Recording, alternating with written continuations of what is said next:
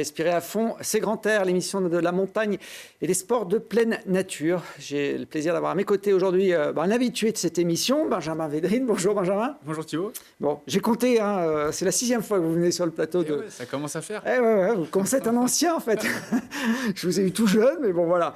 À chaque fois que vous êtes venu, Benjamin, c'était pour parler de performances de très haut niveau. Il y avait eu l'ascension sur un 8000 en moins de 8 heures, hein, le Broad Peak depuis le camp de base. Il y avait une trilogie express dans les 3 grandes faces nord des Alpes. Il y avait la traversée Chamonix-Zermatt, la traversée record également en ski alpinisme, ou le premier décollage du sommet du K2 en parapente. Alors à chaque fois, je me dis, bon là c'est bon, on a fait le tour, je pense pas qu'il va revenir avec un truc encore plus fort. Et puis chaque année, il y a d'autres performances. C'était un peu un boulimique de l'effort, non? Un boulimique de l'effort. Je sais pas, mais en tout cas, j'ai plaisir à essayer de profiter de cette période de vie où voilà, je me sens en forme et où je suis animé par cette flamme, voilà, cette passion pour l'alpinisme et la montagne en général. Donc, j'en profite. Vous avez raison d'en profiter. La dernière performance en date, c'est l'ascension du Janus-Est, qui était un des derniers sommets encore vierges de la planète, à plus de 7000 mètres d'altitude. Quand on regarde comme ça l'histoire de la montagne, on n'imagine pas forcément qu'il y a encore des sommets vierges aussi hauts. C'est vrai que oui, c'est pour ça qu'on l'appelait un peu l'un des derniers grands problèmes de l'Himalaya, parce que c'est sur un sommet majeur qui a à plus de 7000 mètres, à 7468 mètres. Et avec une face vraiment incroyable. Et donc, il y a eu beaucoup de tentatives sur ce sommet, à peu près 15. On arrive à trouver l'historique depuis ça date déjà depuis plus de 30 ans. Et c'est fou de se dire ça, mais c'est vraiment le cas. Il y a encore beaucoup de sommets à explorer. Et je pense que ça laisse pas mal d'espoir un petit peu pour la prochaine génération. Parce que même si c'est des sommets moindres, moins hauts, etc., il y en a qui sont vraiment, je pense, précieux et d'un point de vue alpinistique, hein, avec des lignes vraiment fantastiques encore à déflorer. Donc je pense que ça montre justement à la jeune génération qu'il y a autre chose que les voies normales sur les 8000. On peut s'intéresser et sortir des sentiers battus. Bon, là, c'était le cas. On va voir ça dans quelques instants avec vous. Le Janus, il a une histoire française. Alors, vous avez gravi le Janus-Est, qui était vierge, mais le point culminant, on va dire, de cette chaîne de montagnes avait été gravi par des Français. Alors, ça date un petit peu. On n'était pas nés ni l'un ni l'autre, je crois. D'ailleurs, la dernière fois, j'ai regardé sur le site de l'INA. Il y a des extraits possibles qu'on peut regarder qui durent 10 minutes environ. Et c'était en 1962, donc ça commence à dater.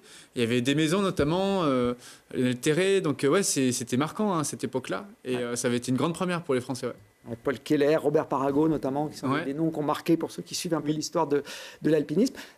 Ce Janus-Est, vous l'aviez déjà tenté l'an dernier. C'est une grande histoire en fait, le Janus-Est, parce que 2017 c'était ma première expé au Népal et j'étais avec Mathieu Détry et Pierre Labre, 2 mentors. Et c'est à ce moment-là vraiment que est venue l'idée de un jour peut-être tenter cette face. Parce que vous l'avez vu à ce moment-là? Oui, en fait, on était à un sommet qui était pas si loin que ça, à une quinzaine de kilomètres, qui s'appelle le Pandra, à 6800 mètres. Et là, en fait, en arrivant au sommet, on a pu vraiment profiter de la météo qui était très clémente. Et on avait ce Janus-Est, je me souviens parfaitement bien, hein, on voyait la moitié supérieure de la face. Et c'était magnétique, quoi. Il y avait vraiment quelque chose de... Et Pierre Labre, c'était son projet, en fait. Lui, il voulait arrêter de faire des choses dites faciles, qui pour moi déjà étaient dures à l'époque. Et il voulait un jour se lancer dans ce genre de phase qui était plus ambitieuse, qui représentait quelque chose de plus difficile et tout. Et à mon âge, moi, à l'époque, je me souviens, je n'en étais pas capable. Donc il y a une vraie histoire avec ce Janus-Est. Et l'année dernière, on y allait pour la première fois avec Léo Billon et Nicolas Jean. On a tenté de faire cette ligne et on s'est arrêté à 6700 mètres. On a dû faire demi-tour parce que Léo Billon ne se sentait pas bien dû à l'altitude. Et en fait, ça montrait, ça met en relief, c'est toujours d'actualité, que il y a bien au-delà de la difficulté technique, il y a ce manque d'oxygène qui est vraiment handicapant. Oui, parce qu'on en parle souvent au-dessus de 8000, mais au-dessus de 7000, ça a aussi un effet important sur le corps. Oui, au-dessus de 6500 mètres, en fait, déjà, on est sur un risque assez élevé. Si on a une physiologie qui n'est pas forcément adaptée à la haute altitude, on est assez... sensible et exposé à faire un œdème cérébral ou pulmonaire. Et donc c'est pour ça que ça rend ces ascensions, une fois qu'on les fait, très rares et avec une forte valeur. Vous aviez analysé la raison des échecs des quinzaines de tentatives qu'il y avait eu précédemment? Vous saviez à peu près quels étaient les facteurs clés pour réussir? Pas totalement, parce que moi j'aime bien me lancer dans des aventures en écrivant ma propre histoire et sans avoir forcément l'influence, parce que peut-être que s'il y a eu, je sais pas moi, un demi-tour pour une raison qui pourrait me faire peur, ça pourrait peut-être m'influencer une fois que je serai au pied de la montagne. Voilà, surtout les expéditions, souvent on peut imaginer des problèmes de météo, on peut imaginer des problèmes humains, on peut imaginer des problèmes de terrain. Et en Himalaya, ça arrive souvent que voilà, il y a un mix de tout. Mais c'est des ascensions qui demandent beaucoup d'énergie et donc souvent humainement parlant, je pense que ouais, c'est tellement prenant en fait qu'il y a eu aussi des mésententes. J'ai pu entendre dire voilà dans certaines expéditions. Ce qui a fait que nous, on est arrivé là-bas un petit peu en tant que novice l'année dernière. Et cette année, on avait quand même l'expérience de l'année d'avant qui nous a grandement facilité les choses. Ouais, parce que vous y êtes retourné avec Nicolas Jean. Là, vous étiez en binôme sur cette deuxième tentative. Pour qu'on se rende compte, c'est quoi la taille de cette face nord du Janus Est? Ouais, la face nord, elle est vraiment belle. C'est une grande face qui fait 2300 mètres. C'est quasiment 2 fois la face nord des Joras. Et quand on est au pied, comme là sur le glacier, vraiment, c'est frappant, on se sent tout petit. Elle est tellement homogène dans sa raideur. Et c'est ça qui nous a attirés dans ce projet, hein. C'est la beauté, l'esthétisme de la ligne. Là, quand vous êtes face à cette face, vous savez déjà à peu près quel itinéraire vous allez prendre?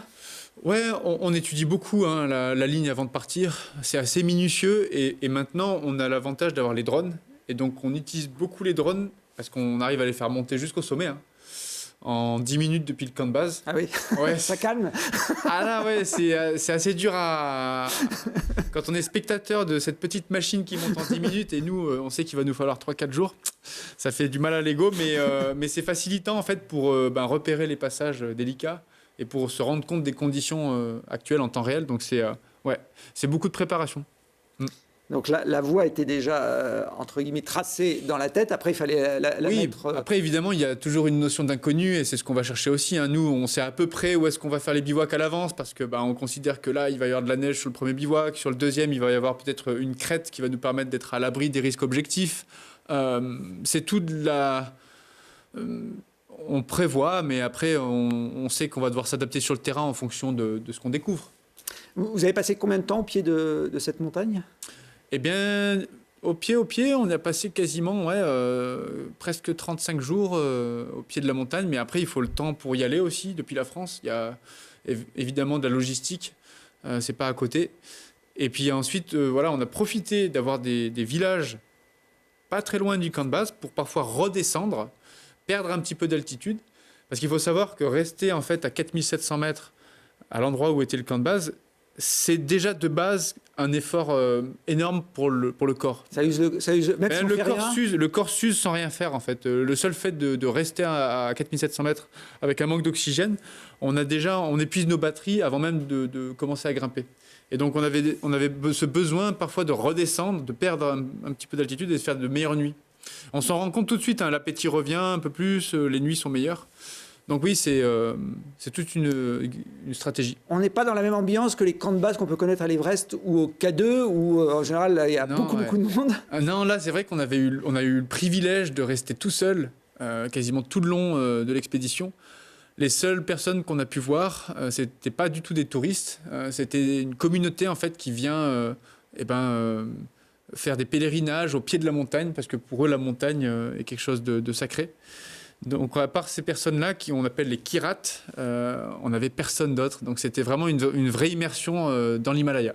C'est pas flippant de se dire que s'il y a le moindre problème, il n'y a pas d'autres alpinistes qui peuvent venir vous aider rapidement? Au Népal, c'est vrai et puis dans les expéditions en général, on n'a pas de secours. Il n'y a pas de secours héliporté. Dans le Khumbu, proche de l'Everest, un peu plus, mais on est tellement éloigné à l'est du Népal que pour un hélicoptère, venir là-bas, c'est vraiment laborieux. Et en plus de ça, effectivement, il n'y a pas d'autres alpinistes disponibles. Et puis dans tous les cas, une fois qu'on est engagé, on sait qu'il y a peu de cordées qui vont être d'une part peut-être capables de nous rejoindre, et puis ensuite volontaires à le faire. Donc en fait, une fois qu'on est lancé, on doit vraiment compter que sur nous-mêmes. Ouais. On va voir d'ailleurs ces images de l'ascension. Effectivement, on se rend compte que ce n'est pas un endroit où tout le monde peut aller. Le repérage en drone, il vous permet assez finement de savoir les conditions, de savoir un peu les moments clés de l'ascension, ou on part quand même un peu à l'aveuglette? C'est quand même une aventure, donc on arrive à peu près à lire le terrain, mais les images actuellement, elles suffisent pas à savoir comment est la neige. Là, par exemple, ce qu'on voit, c'est de la neige quick, mais par exemple, dans ce passage précisément, elle n'était pas si quick que ça veut dire qu'elle n'était pas suffisamment dense pour pouvoir tracter dessus. Donc il y a quand même des surprises, et c'est ce qu'on vient chercher aussi, hein. Si c'était tout tracé à l'avance, c'est sûr que ça serait... D'ailleurs, quand je vois cette pente là, c'est fantastique, hein, les images qu'a pu faire Thibaut Marot depuis le camp de base, elles sont incroyables. Oui, lui, piloter le drone. Ouais, lui, il est tranquille sur une chaise pendant que nous, on galère. Alors, des fois, du coup, on a ce lien, en fait, parce qu'on le voit, il est à 10 mètres. Oui. Et il y a un contraste qui est incroyable. Mais en même temps, il y a un petit côté rassurant. Et puis, il y a toujours ce travail d'équipe avec lui où, voilà, on sait qu'il nous regarde. C'est sympa.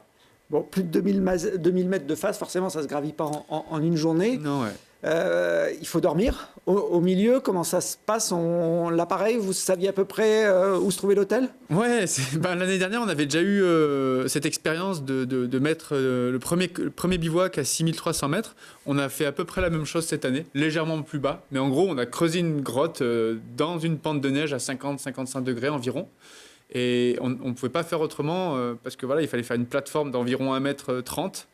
Et pour pouvoir être à l'abri en fait, de la neige qui tombait du dessus, on devait faire cette grotte. Et en fait, oui, c'est pas très confortable, hein. Il faut se faufiler dans la tente, il faut faire attention de ne rien faire tomber. Et en fait, chaque élément qu'on a une importance dans l'ascension. Donc, la moindre chose qu'on fait tomber, et c'est le demi-tour assuré. Il ne faut pas sortir non plus de la tente au milieu de la nuit. Non, du coup, on a des bouteilles pipi, en fait. Donc, quand on a une envie pressante, on fait pipi dans une bouteille et puis après, on vide cette bouteille dehors. Mais ça, c'est tout voilà, de l'expérience. Alors, vous grimpez en style alpin. J'allais dire, c'est évident pour vous, mais pas forcément pour tout le monde en Himalaya. Ça veut dire que vous ne comptez que sur vous-même. Il n'y a pas de corde fixe, pas d'oxygène non plus? Non, ouais, le style alpin, c'est vraiment un style pur qu'on pratique depuis qu'on est tout jeune, hein, et c'est ce qu'on fait souvent dans les Alpes. Et c'est vrai qu'en Himalaya, c'est pas tout le temps fréquent. C'est un style très léger, très minimaliste, rapide, sans corde fixe, sans oxygène et sans aide extérieure. Donc on compte que sur nous-mêmes, on largue les amarres et c'est parti. Et puis on n'a que cette corde de 60 mètres entre moi et Nico. Puis après, on doit tout redescendre la montagne, justement, en faisant des rappels avec les brins de corde qu'on a. Donc on a un brin pour s'assurer. Et après, on a un brin qui nous permet de redescendre. Donc ouais, c'est du minimalisme qui fait qu'on est obligé de faire des sacs où chaque gramme compte.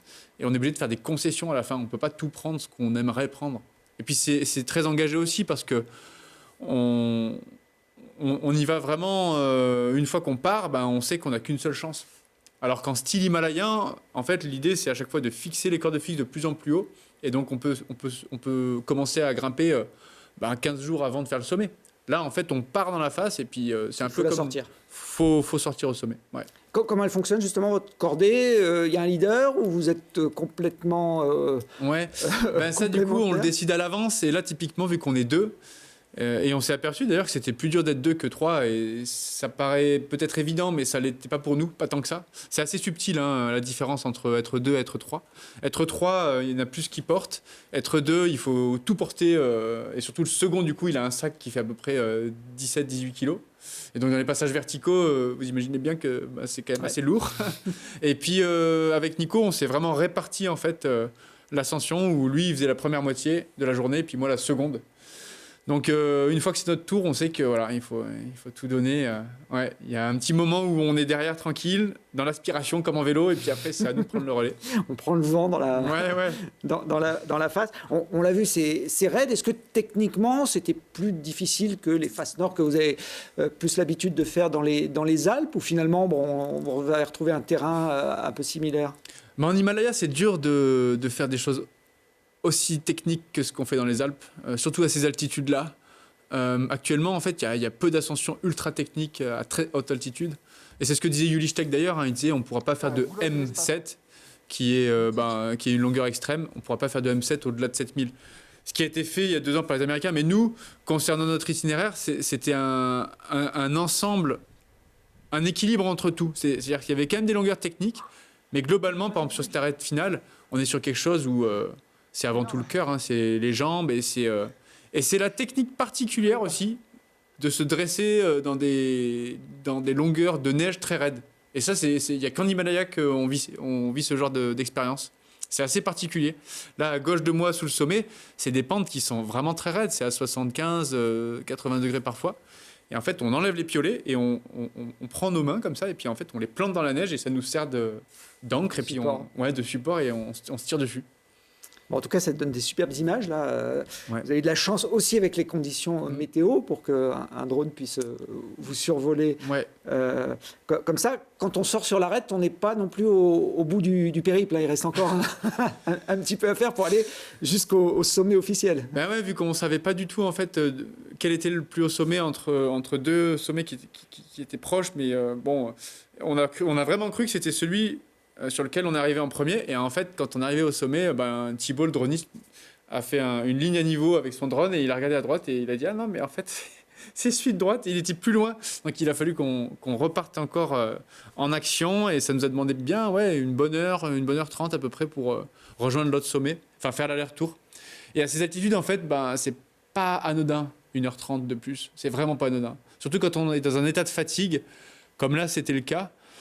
Ça peut changer la donne. Et heureusement, on avait encore des batteries, mais là, on est sur l'arête finale pour aller à l'autre sommet.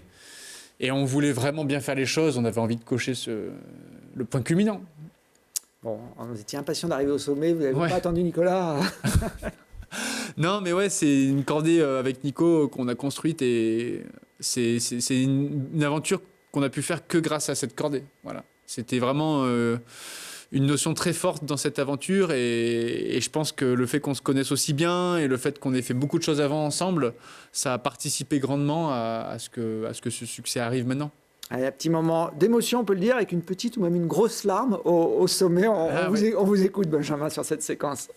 Le sommet du Chêne a tellement donné à la fin. A tellement donné.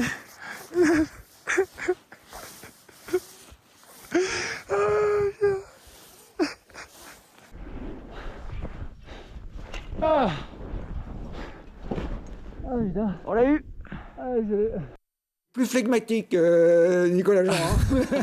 Non, mais en fait, Nico, il a retenu un peu ses émotions parce qu'il pensait beaucoup à la descente notamment. Et pour lui, l'aventure était vraiment terminée une fois le glacier tout en bas atteint. Et moi, en fait, j'ai réussi là quand je dis j'ai réussi, c'est que je trouvais ça agréable de pouvoir vraiment célébrer le sommet une fois là-haut parce que c'est pas tous les jours qu'on y est et de pouvoir rester un petit moment connecté à cette montagne. Faut dire que voilà, c'est pas des ascensions anodines, ça nous prend tellement de temps dans notre vie et puis c'est fort. Pour moi, ça m'a vraiment grandement marqué. Je pense que j'ai aussi cette sensibilité-là peut-être à maintenant que je suis un peu plus âgé, pouvoir plus me rendre compte aussi de la rareté de ce genre de moment. Alors, vous êtes resté combien de temps là-haut, allongé dans la neige? Bon, pas tant que ça non plus, hein. On est peut-être resté 10 minutes comme ça, mais c'est pas mal, 10 minutes déjà. Parce que souvent, au sommet, on n'y reste pas si longtemps que ça. Ouais. Bon, ça a eu le temps de faire cette belle photo, vous croirez à la plage tous les deux. Alors, c'est assez rigolo, l'image, elle est cocasse. Mais là, en fait, il faut s'imaginer, on est à 7005 sur un sommet non gravi, en plein cœur de l'Himalaya, et puis on a Kanchenjunga, qui est un des plus grands 8000 de la planète, qui est juste en face de nous. On a cette météo qui est dingue avec cette neige qui virevolte. Enfin, il y a vraiment une scénographie qui participe aussi à cette extériorisation de nos émotions. C'est la première fois dans votre vie d'alpiniste d'arriver sur un sommet complètement vierge où aucun homme n'avait marché avant vous? Non, parce que même pendant la... Alors moi, j'en avais fait un en solitaire en 2021 après avoir fait le Chamlang avec Charles Duboulot. J'étais allé en solitaire en aller-retour juste après avoir fait le Chamlang, 3 jours après. Et puis, ce qui était le plus marquant, c'était pendant cette expédition, avec Nico, on a fait l'Anizet-Chouli, qui est juste en face du Janu. Et c'est aussi un sommet qui était non gravier avant nous. Et d'ailleurs, on a reçu le message de ceux qui avaient déjà tenté l'année d'avant et qui voulaient tenter cette année-là. C'est des Japonais, une équipe de Japonais, et qui nous ont envoyé un message. Ah, bravo, hein, on est un peu déçus, mais grand bravo. Et donc... voilà, il y a ce rapport aussi entre les alpinistes et les sommets non gravis où, oui, on a envie d'écrire un peu l'histoire et enfin participer du moins à construire le cairn de cet alpinisme, cette culture de la montagne. Il y a quelqu'un qui note, qui référence pour être sûr que son sommet était vierge et que maintenant il y a quelqu'un qui l'a gravi. Après, voilà, il peut y avoir des gens qui passent sous les radars et qui vont sans rien dire. Ouais. Ça passe à côté de la trappe. Mais par contre, il y a ce qu'on appelle l'Himalayan Database et eux, ils sont très sérieux sur les comptes rendus. Donc, ils nous posent des questions avant qu'on parte et une fois qu'on a fait l'expédition. Que ce soit un sommet ou que ce ne soit pas un sommet, un échec ou une réussite. Et typiquement en France, celui qui s'occupe beaucoup de ça, c'est Rodolphe Popier. Il habite à Annecy et il connaît très bien l'Himalaya. Et donc oui, ça permet d'avoir une sorte de répertoire avec des références assez exhaustives et des précisions souvent sur les échecs. Par exemple, sur Jeanne Huest, on peut vérifier sur cette Himalayan Database pourquoi tel expé a fait demi-tour, à quelle altitude, etc. Donc c'est assez cool d'avoir ça. Mais par contre, c'est des gens qui sont passionnés et ça demande beaucoup de temps. Donc j'espère qu'il y aura une relève, ce qui est pas certain. Bon, puis avec les outils technologiques aujourd'hui, on a aussi plus facilement sûrement, ouais. la capacité de tracer un peu de l'intelligence artificielle qui va participer à ça un jour. Je ne sais pas sous quelle forme, mais il y a la question des drones quand même un jour parce que et de l'intelligence artificielle parce qu'on peut très bien déposer quelque chose à un sommet avec un drone, c'est possible ça maintenant, et avec l'intelligence artificielle. Faire croire qu'on a fait tel sommet. On amène la montre au sommet. Je donne pas d'idée, mais... Non, mais je vois bien, en 10 minutes... C'est bien possible qu'un jour on fasse ça, parce que la montagne a toujours été un petit peu le théâtre de mensonges également, par avidité de reconnaissance. Donc, il faudra rester vigilant. Il faudra être vigilant, effectivement. Vous n'avez pas trouvé de traces de passage quand vous êtes arrivé au sommet du Janu? Non, mais je dis ça parce qu'en plus, c'est une anecdote vraie, c'est que l'année dernière, il y avait des Russes qui étaient de l'autre côté. Et ces Russes-là, on les a rencontrés à Katmandou, à notre retour d'expédition, et dont un qui était l'un des mécènes de cette expédition, qui est un astrophysicien, qui est très gentil, et on est toujours en contact ensemble. Et il m'avait dit, on voulait vous faire une blague et monter quelque chose en drone pour vous faire croire qu'on avait fait le sommet avant vous, si vous aviez atteint le sommet. Et bon, ils l'ont pas fait, mais pour dire que voilà, cette anecdote vient de cette discussion avec cet astrophysicien dans un bar à Katmandou. Bon, effectivement, la technologie peut aussi avoir quelques travers. Vous l'avez dit, quand on arrive là-haut, c'est pas fini. Il faut redescendre. On repart sur le même itinéraire, là, sur une phase comme ça. Comment vous avez géré cette descente? Souvent, par exemple, sur l'Anizeshuli, qui est le sommet non gravi qu'on a pu réaliser juste avant, on est descendu en parapente. Donc en 20 minutes, on était au camp de base. Là, sur le Janu, si on était descendu en parapente, en 30 minutes, on était en bas. Et on n'avait pas les voiles cette fois-ci, parce que en fait, 3 jours d'ascension, on ne peut pas prendre les voiles parce qu'on ne peut pas prévoir le vent tant à l'avance et il y a trop de risques que ça ne le fasse pas. Donc on descend à pied par le même itinéraire, le début du moins, et ensuite, une fois qu'on est dans des parties plus raides, là on met en place des rappels où on utilise la glace souvent comme support et on passe la corde dedans en faisant 2 trous, un tunnel, on appelle ça des abalakofs. Et là on a dû faire une 50aine à peu près, ouais. 50aine de rappels. Ouais, 50aine de rappels, et parfois ils sont pas faciles à construire parce que la glace n'est pas si bonne, parce qu'il faut la trouver, elle est sous la neige, et il y a parfois des rochers qui nous empêchent de faire ça. Donc on a dû redormir à 6900 mètres. Là, c'est juste le moment au-dessus du bivouac, juste avant qu'on arrive à notre tente. Et ensuite, c'est quasiment toute une journée entière à finir la descente, à finir les 1700 mètres restants sous la tente. Donc oui, c'est stressant jusqu'au dernier moment. En fait, on sait que ça va être le moment le plus critique parce que c'est là qu'on a accumulé le plus de fatigue, c'est là où on est le moins lucide, et c'est là où il faut faire des choses qui sont quand même assez techniques, même si c'est pas de la montée. Il faut quand même analyser la glace, faire 2 trous, passer la corde dedans, rien faire tomber toujours. Il y a toute une notion qu'on ne met pas assez en avant parce qu'on parle toujours du sommet, mais la redescente dans ce genre d'itinéraire, c'est quelque chose de fondamental, ouais. Au final, il vous a fallu 4 jours pour faire l'aller-retour? En fait, on a fait un camp de base avancé au pied de la face. Et donc, on va dire que ça nous a demandé 4 jours tente pour l'aller-retour. Bon. Une première, en tout cas, qui a été célébrée en France, j'allais dire même au-delà de la sphère médiatique montagne traditionnelle. C'est vrai, oui. Je pense qu'en fait, la beauté de la montagne, la beauté de l'acte, le fait que ça tranche avec ce qu'on a l'habitude de voir actuellement, surtout sur les 8000, avec un esprit, une éthique assez particulier. Je pense qu'évidemment, ça a permis aux gens de s'identifier, d'être émus, émerveillés. Et c'est ce qu'on avait envie de montrer à travers ces images. Et même nous, on ne s'attendait pas à autant de beauté, avec ces lumières, ces formes qu'il y avait au-dessus. On était vraiment dans un dessin de Samy Vell. Et je pense que ça a marqué le grand public, ouais, au-delà de la communauté experte. Bon. On voit mal comment vous pourriez passer à côté du Piolet d'Or l'année prochaine avec cette ascension. Mais faut être humble. On ne sait pas. Il y a eu beaucoup d'autres ascensions juste après nous, et notamment sur le Manaslu, au Pakistan également.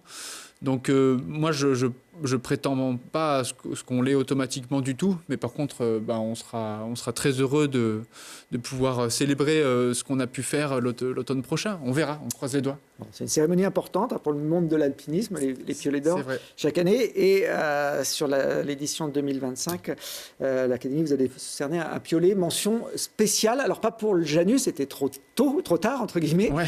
Mais pour ce que vous aviez fait l'an dernier dans les Alpes en 2024, un enchaînement de 3 faces nord aux difficultés extrêmes. Oui, alors ça c'est une mention spéciale, donc c'est pas vraiment le Piolet d'Or, mais par contre c'est un clin d'œil, on va dire, par rapport à des réalisations que j'ai pu faire dans les Alpes entre 2022 et 2024, mais surtout en 2024. Et cette trilogie qu'on a pu faire avec Léo Billon, elle a été marquante pour le monde de l'alpinisme parce qu'on a pu enchaîner des voies dans des faces nord qui autrefois étaient faites chacune en plusieurs jours. Et nous, en fait, on les a reliées les unes après les autres. Et on en a fait 3 en 3 jours. Donc, ça a montré qu'on pouvait apporter encore plus de performance dans ce milieu-là, qui parfois peut être un peu hermétique à une évolution sportive, une approche très sportive de ce genre d'itinéraire, comme on peut voir là, où il y a une pratique du dry tooling, il y a une notion de rapidité à mettre en place si on veut être dans les temps. Ouais, rien qu'en voyant les images, ça... Ouais, j'ai les mains moites. Ça me donne envie de grimper. Ouais. Là, on est dans la face nord des Drues, ouais. Dans le massif du Mont-Rand. C'était la première des 3 ascensions. Vous avez enchaîné les 3 en 3 jours. Ouais. ED+, c'est le maximum qu'on puisse avoir en cotation d'alpinisme. Peut-être que vous inventerez un degré supplémentaire dans quelques temps. Faire entrer l'alpinisme dans une autre dimension, c'est Stéphane Benoît, qui est aussi un grand alpiniste, un grand himalayiste, formateur à l'EMSA, qui a qualifié votre enchaînement de cette façon. Ça doit faire plaisir forcément quand les pairs reconnaissent la nouvelle génération.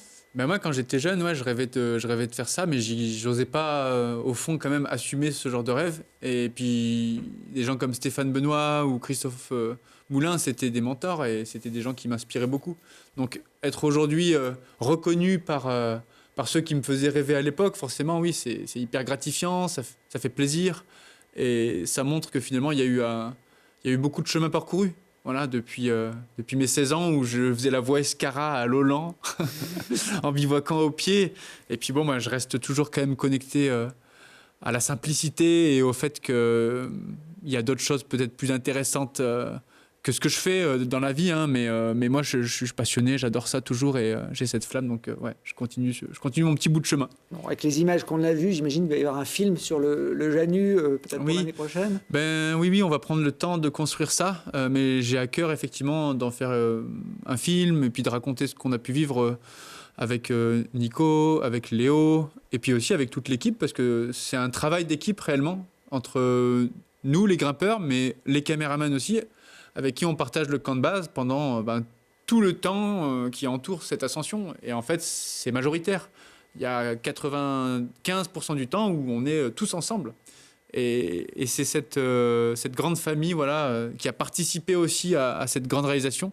Et je pense que dans le film, on mettra ça aussi en avant, le côté humain.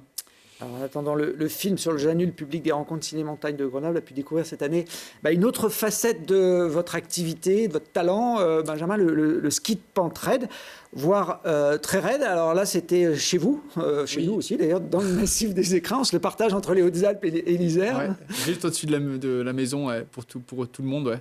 Et puis c'est un film assez atypique parce qu'en réal, j'ai eu l'idée de croiser un peu le monde de l'art. Et notamment de l'aquarelle, du dessin, avec Jean-Marc Rochette, et ce qu'on a pu faire avec Nicolas, l'ouverture de ces lignes dans ces faces où parfois il y avait des terrains un peu inexplorés. Et en fait, il y a pas mal de points communs, plus que ce qu'on croit. Et Jean-Marc, en fait, c'est quand même un amoureux de la montagne, et notamment d'une ligne majeure dont on a pu faire la première descente, qui est la voie des plaques à l'aile froide. Et lui, il habite une grande partie de l'année aux étages, qui est un hameau juste au pied de cette montagne. Et c'est une montagne qu'il a dans le cœur. Il a vécu quelque chose d'assez marquant dans sa vie à ses débuts d'alpinisme. Et pour lui, c'est toujours la plus belle montagne. Ouais. Donc voilà, il y a vraiment un croisement de regard entre l'art et le sport du ski de pentraide. Vos spatules, c'est votre pinceau finalement Ouais, c'était un peu l'idée. C'était que voilà, on trace ces lignes avec nos skis. Et en fait, un artiste, il éprouve un peu les mêmes choses que ce qu'on éprouve quand on descend une montagne comme ça. Il y a un vrai côté artistique dans notre façon de skier avec Nico. On cherche l'esthétisme, on est obsédé par ce qu'on fait. Mais en plus de tout ça, il y a la notion de risque qu'un artiste a un petit peu moins, c'est vrai. Voire beaucoup moins. Voire beaucoup moins. Mais justement, Jean-Marc nous avait partagé une anecdote où en fait, parfois, il y a des artistes qui prennent des risques avec des peintures toxiques, notamment, dans des garages. Et lui, ça a été le cas une fois. Et en fait, on peut tellement devenir obsédé par la quête de faire bien les choses qu'on peut trop s'enfermer dans ce genre de garage. Et ouais. Parce que là, sur les images qu'on vient de voir, on ne se rend pas forcément compte, mais en dessous de la pente de neige, qui est déjà très raide, il y a le vide des barres rocheuses. Oui, là, par exemple, la voie des plaques, c'est deux plaques les unes au-dessus des autres. Et en fait, la deuxième plaque, la plaque supérieure, en dessous, oui, il y a à peu près 300-400 mètres de falaise. Et au pic sans nom, notamment, c'est pareil, il y a un peu plus, il y a 500-600 mètres de falaise. Bon, en tout cas, voilà, c'est des zones où il ne faut surtout pas tomber. Hein. On appelle ça les no-fall zones. Et c'est en même temps ça qui donne le piment et qui demande de la maîtrise. Et puis, il faut savoir faire le dernier virage au bon moment. Regardez cette petite séquence. J'en fais un dernier. Allez, le dernier. Yes. Ah, ça fait 2. Ah, 3. J'ai bien envie d'aller jusqu'au bout. C'est dur de s'arrêter. On est un peu jusqu'au boutiste. On a envie d'aller, de marquer notre signature jusqu'au bout de la pente. Non, c'est Nicolas Jean qui était encore avec vous sur cette aventure, qui vous tempère un petit peu, il a l'air un peu moins jusqu'au boutiste. Ouais, je pense qu'il aurait peut-être fait pareil, mais c'est vrai que quand on est au-dessus et pas engagé dans l'action, c'est toujours aussi un peu plus impressionnant. Mais c'est bien qu'il y ait un garde-fou quand même. Bon, alors, au bout de la pente, vous avez quand même terminé un virage, vous avez décidé de enlever. Quand il y a 300-400 mètres de barre rocheuse, là, on ne passe pas avec les skis. Du coup, c'est pour ça que c'est des descentes à ski qui sont quand même pas si anodines, dans le sens où il faut apporter suffisamment de matériel pour être autonome dans ce genre de situation, où on est face à des barres rocheuses, où on va devoir construire des relais nous-mêmes et on va devoir faire des rappels dans des parties très raides et rocheuses. Et là, c'était le cas, donc on a dû faire beaucoup de rappels, je ne sais plus exactement, mais peut-être 5 ou 6, en construisant nous-mêmes les relais avec des pitons, des coinceurs qu'on va laisser à demeure et avec des cordelettes. On triangule tout ça et on fait bien les choses, mais c'est des moments stressants. Et au moment où on se met dans le vide, il y a cette appréhension et là, il faut qu'on enlève nos skis, il faut qu'on se jette dans un environnement qui n'est pas du tout le même que jusqu'à maintenant. Et ouais, c'est particulier. Rien que d'y penser, c'est stressant. On n'est jamais sûr de son coup quand on fait un rappel dans la glace, dans la neige, du fait que ça va tenir le poids d'un homme. Oui, il y a une part un petit peu d'aléatoire, mais quand même, une fois qu'on a de l'expérience, on arrive à... Ce qui est la particularité de cette pente, c'est qu'on arrive dans de la neige, on finit dans de la neige, et en fait, on doit faire ce qu'on appelle des corps morts dans la neige. Donc on n'a pas de rocher, on n'a pas de glace. Là, c'était le cas à ce moment-là. Et donc on doit mettre des sacs dans la neige. On met des cordelettes autour de ces sacs et ensuite on les fait sortir de la neige qu'on a compactée avec les sacs dedans. Et on doit faire confiance à ce genre de choses. Mais en fait, avec l'expérience, on se rend compte que ça tient. Et si on essaie de les enlever en tirant, ça ne marche pas du tout. Nous, on fait que 80 kilos environ, voilà, tout compris. On est relativement léger. Mais c'est vrai qu'il y a beaucoup d'accidents en rappel. Et ça rappelle que les descentes sont à considérer, autant que la montée. Comment on fait quand on est à 2? On tire à Shifumi, le premier qui va tester la solidité du rappel. Oui, pour être tout à fait honnête, là, typiquement, c'est souvent Nico qui va en premier parce qu'il est un peu plus léger. Donc déjà, ça permet de jauger un petit peu. Et puis, quand on reste au niveau du relais qu'on a installé, il arrive parfois, et là, c'est le cas notamment du premier relais où on a mis ses corps morts dans la neige, où en fait, moi, je ne me clipe pas dedans. C'est-à-dire que si ça part, au moins, je bascule pas, je me fais pas catapulter avec tout le bazar. Ce qui est une notion de solidarité tout à fait relative à ce moment-là. Mais bon, il faut mieux qu'il n'y en ait qu'un seul que deux. Oui, Ouais. forcément. Ouais. Ça vous est pas venu à l'idée de descendre le Janus en ski? On parliez de pente à 70 degrés. Ouais. Ben, en fait, c'est sûr que c'est hyper esthétique, ça donne envie, mais c'est des inclinaisons de pente qu'on n'a pas dans les Alpes. Et en termes de ski, du 70-80 degrés, ça peut se descendre entre les skis et les fesses, parce que là, en fait, on aura vraiment les fesses qui touchent. Qui touche le sol, Ah oui, la oui. neige. Mais la neige, ouais. Et du coup, on peut pas faire de virage de pente raide, c'est impossible. Donc, Et on va descendre en dérapage. pour moi, ça n'a pas forcément de sens, de descendre en dérapage dans des pentes de neige. Et ensuite, il y a quand même énormément de parties au Janus où c'est des longueurs techniques qui sont inskiables. Et je dirais qu'il y a peut-être 25% de ski faisable. Ce qui n'est pas énorme sur 2300 mètres, donc ça en vaut pas trop l'intérêt. Mais pourquoi pas, il y en a bien qui skient des fois le linceul ou la niche des drues. Ouais. Donc, Qui est encore plus courte. mais c'est juste que pour monter là-haut avec des skis, là, je souhaite bon courage à ceux qui voudront s'y prêter candidat. Ouais. Bon, il y a encore une première à faire donc au Janus. Oui, il y a encore une première à faire, toujours. La descente On peut réinventer en ski. ouais, toutes les lignes en montagne, on peut les faire à notre façon.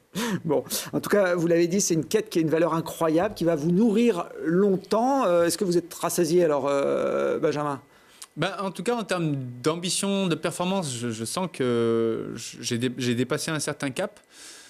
Et voilà, la maturité aidant, je sens que j'arrive de plus en plus à accepter d'être chez moi pendant qu'il y a un grand anticyclone, ce qui était beaucoup moins le cas avant.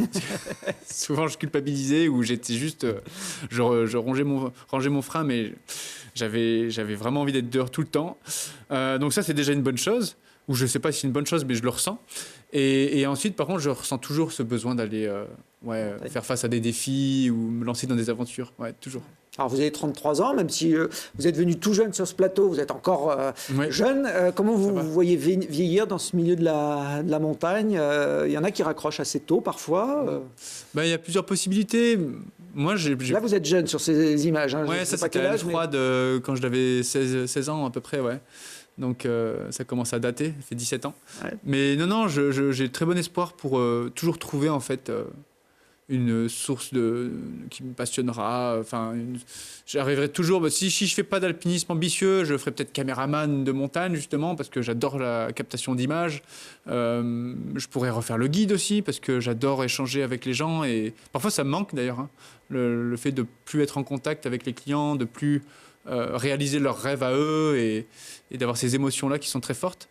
Et puis jusqu'à maintenant, et encore aujourd'hui et demain, je me vois vraiment continuer encore mes aventures. J'ai ce privilège, cette opportunité qui est rare de pouvoir vivre de l'alpinisme. Et on n'est pas beaucoup en France. Hein.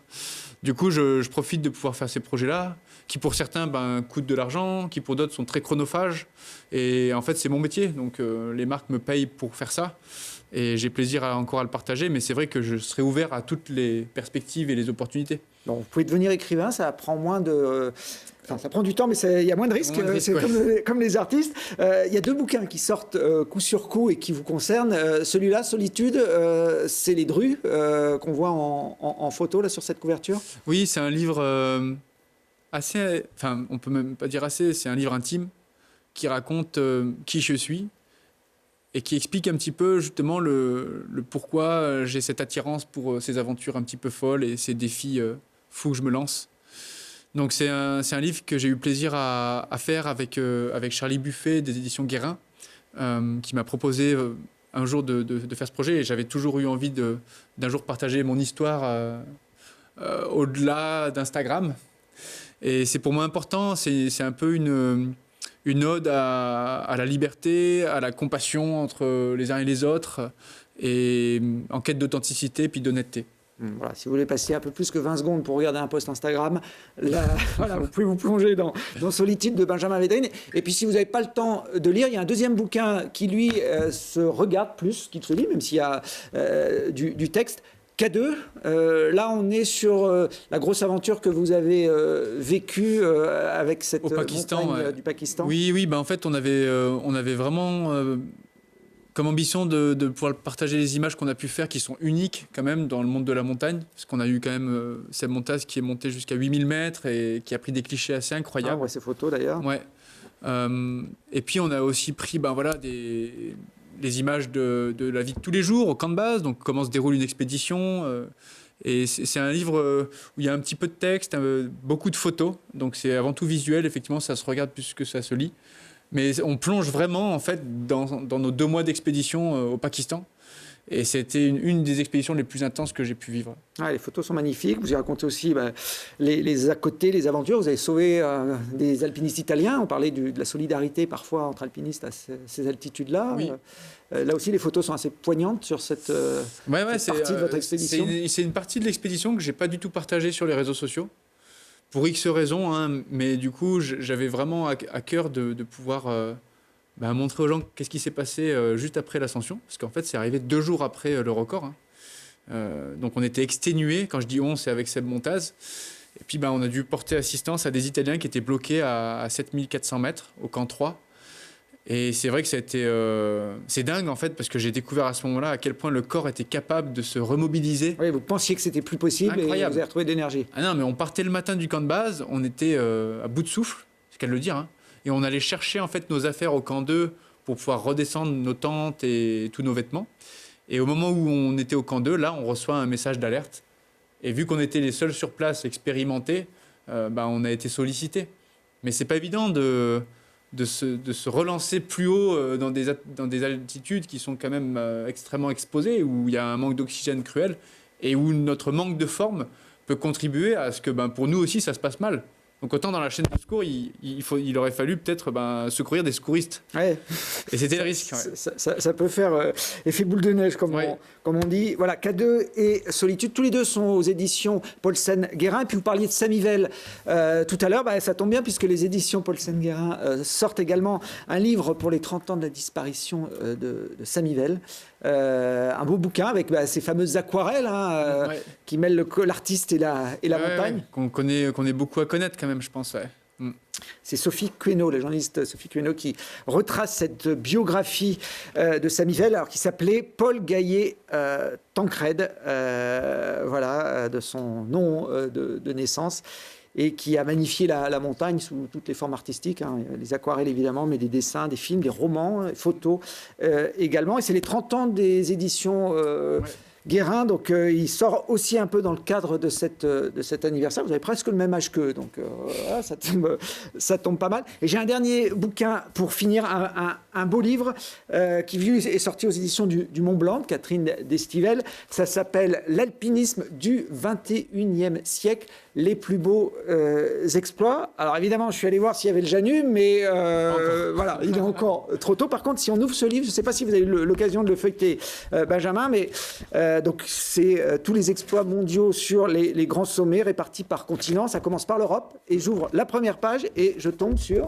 Ah, la barre des écrins. Et ouais, la barre des écrins, les choses sont bien faites avec Julien Cruvelier de Louz, Nicolas Jean et Benjamin Védrine. C'était en janvier 2023, c'est pas si vieux que ça. Non, c'est un super souvenir. Et puis c'était vraiment une ligne tellement logique que ça montrait qu'il y avait encore de quoi faire dans les Alpes, de quoi explorer. Des lignes comme celle-ci, il n'y en a pas 36 non plus, mais voilà. C'est en plus sur une montagne symbolique quand même. Sur le plus beau massif du monde. Eh ben ouais, forcément. Dans le plus beau massif du monde. Ouais. Les écrins, vous habitez d'un côté, nous on est de l'autre. Oui. Et effectivement, on va être d'accord là-dessus. On est tous les deux, personne ne va venir nous contredire. Donc voilà, le bouquin est très riche, très important. C'est un beau livre. Il y a beaucoup d'alpinistes qui sont référencés. Et à la fin, dans la petite table des matières, à Védrine, il n'y a pas que la barre des écrins. Il y a aussi le Chamelang. Il y a un enchaînement dans le massif des écrins, un enchaînement dans le massif du Mont Blanc, les Grandes Jorasses, le K2, les Drues et la trilogie des directissimes. Vous faites pratiquement la moitié du bouquin, Benjamin. Et encore, il n'y a pas le Janus. Je le feuilleterai, mais plus pour voir les autres ascensions. Parce que les miennes, je les connais. Mais oui, je serais curieux de voir les autres. Vous verrez au moins si David Champ, qui a écrit ce livre, a été juste dans ces ascensions. Voilà, en tout cas, l'alpinisme du 21e siècle, les plus beaux exploits aux éditions du Mont Blanc. Merci beaucoup, Benjamin. On s'organise pour la 7e émission l'an prochain. Il y aura forcément des nouvelles choses à explorer. Merci en tout cas d'être venu sur le plateau de Grand Air.